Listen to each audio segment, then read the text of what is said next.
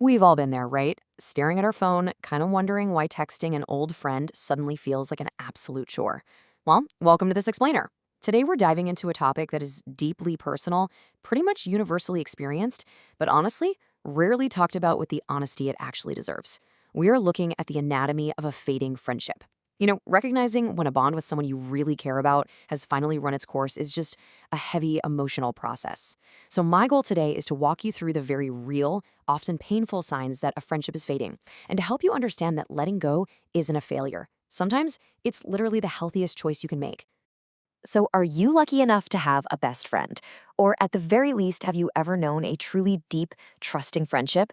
Finding that true, loving connection, the kind that makes you feel just completely happy, safe, and secure, is incredibly rare. It's so special that when we find it, we naturally just wish it could last forever, don't we? Having friends who understand you on that deep, fundamental level is hands down one of the greatest pleasures in life. And because that bond is so secure and so cherished, losing it can feel absolutely devastating. Saying goodbye to a best friend is heartbreaking. There is just no getting around that pain. So, the crucial point is trying to salvage a friendship that simply isn't meant to last does way more harm than good. I know it sounds totally counterintuitive, but loving someone sometimes means doing exactly what is best for them and for you, even when it really, really hurts. Holding on to a dynamic that has clearly expired, it honestly just breeds resentment and keeps both of you from moving forward. Section 1, Signs of Drifting Apart, the Uncomfortable Reality of Natural Drift. Growing apart is a common, entirely natural occurrence. People change, and as a result, relationships change. The first major sign of this natural drift is second-guessing the friendship. Just think about the past for a second. Your conversations were easygoing and fun, right? You had endless shared commonalities. But now? The silence just feels kind of awkward and forced.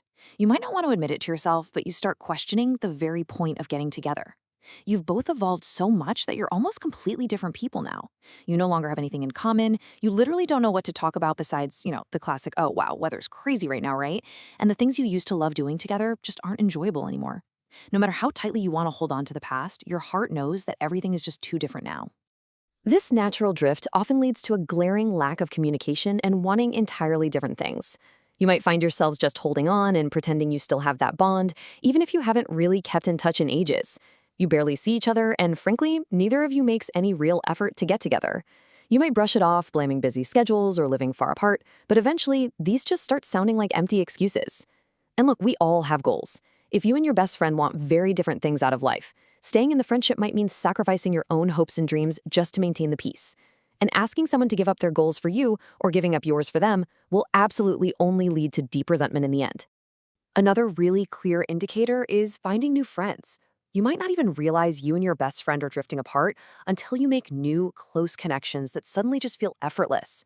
If being with other people feels more compatible and comfortable than being with your old best friend, well, that is a glaring sign. And it's super important to note here. This does not mean your new friends will treat you better or that they are objectively better people than your old friend. It simply means that right now, in this particular stage of your life, you belong more with them. It's a sign to honestly accept that the old friendship isn't what it was, and it's completely okay to naturally drop that best friend status without feeling guilty about it. Section 2, Broken Trust and Deal Breakers. When the friendship foundation cracks. So, we are moving past natural drift and into the more serious, painful realities of relationships. Sometimes a friendship doesn't just quietly fade. Sometimes the very foundation it's built on totally cracks due to hurtful actions. Trust is the foundation of any healthy relationship, and without it, things simply cannot move forward. Maybe you've had one fight too many, or said things to each other that absolutely cannot be taken back. Now, what's really interesting about this slide is that academia actually validates this painful choice. According to a 2006 study by Collins and Van Dulman, while repeated forgiveness is technically an option, sometimes the absolute best thing you can do for yourself is to start over and find peace with someone else. You are allowed to walk away when the trust is irrevocably broken.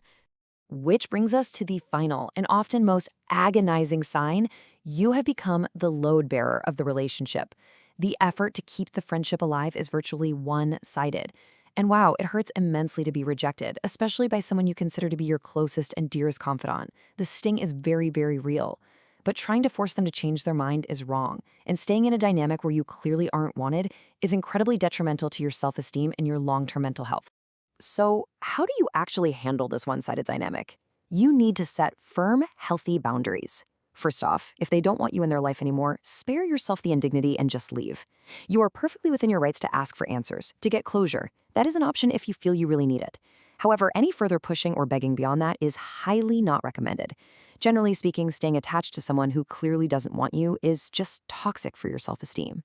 Your primary responsibility right here, right now, is to protect your mental health, cut your losses, and walk away with your head held high. Section 3. Grieving and moving forward. The path to acceptance and growth. Letting go of someone you love is one of the most difficult and painful decisions you will ever make. But listen to me, it is not a failure. As you process the end of the friendship, you will likely go through a cycle of grieving, much like any other major loss in life. Step 1, you might start with anger, feeling fiercely frustrated at the situation or the person. Step 2, you might move into denial, kind of pretending everything is actually fine. Step 3 is often followed by profound sadness. And finally, step 4, you reach acceptance.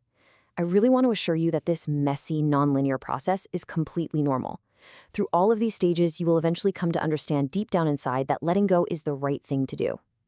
Remember this, some things are simply meant to come apart, and that is absolutely okay. People are meant to change. People are meant to mature. Like they say, if you aren't changing, you aren't growing.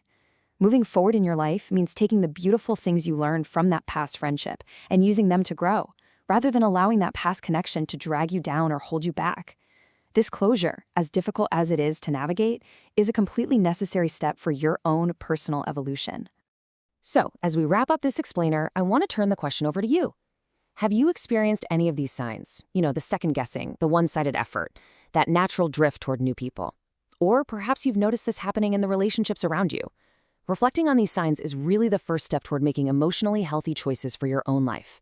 Thank you so much for joining me to explore this complex, vital part of the human experience. Take care of yourselves and remember to protect your boundaries.